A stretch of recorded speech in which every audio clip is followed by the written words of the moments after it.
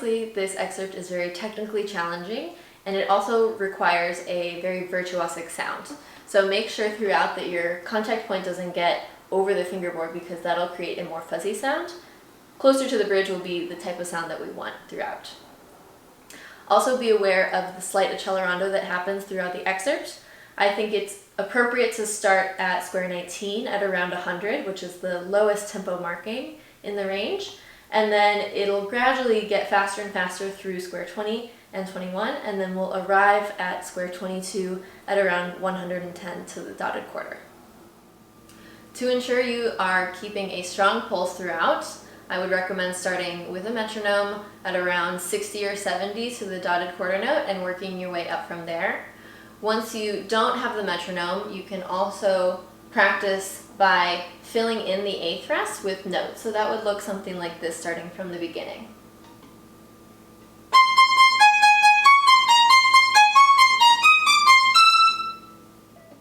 For me, the hardest part of this excerpt is at square 22, once we start all the slurred string crossings and the really awkward left-hand chord patterns. So the way to practice this is by starting with only the note on the D string. You'll play the note on the D string, but actually have your finger down on the A string. That'll look something like this.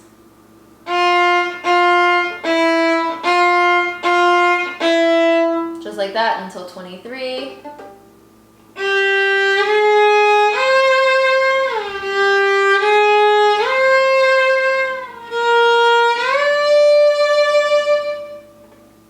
You'll notice that I'm using a second finger for all of the notes on the D string. That's just for consistency of finger patterns, and I found it to be easier for me. Also, when I'm practicing this, I use a legato bow stroke, and you can also slide in between all those positions to help train your left hand. It helps the left hand to measure the distance between all of those shifts. Once the note on the D string feels really comfortable, then you can add in the note on the A string, which will look like this.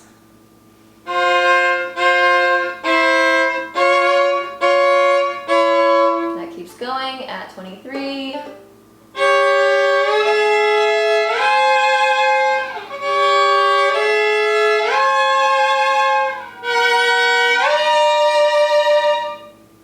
Once that feels comfortable, then we add in the note on the E string, so this will look like this.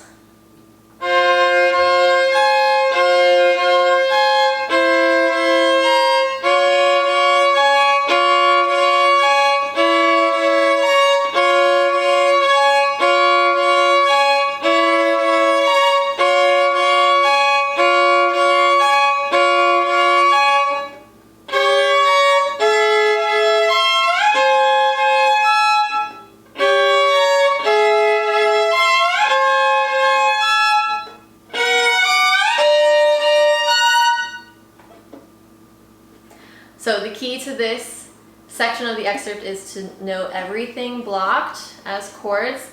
If that's the only way you practice, that is going to be way more effective than trying to learn everything as broken chords. Like, you can keep accelerating the tempo so that eventually you'll play all of this at the actual speed that you'll play the excerpt, just broken chords. So that'll look something like this.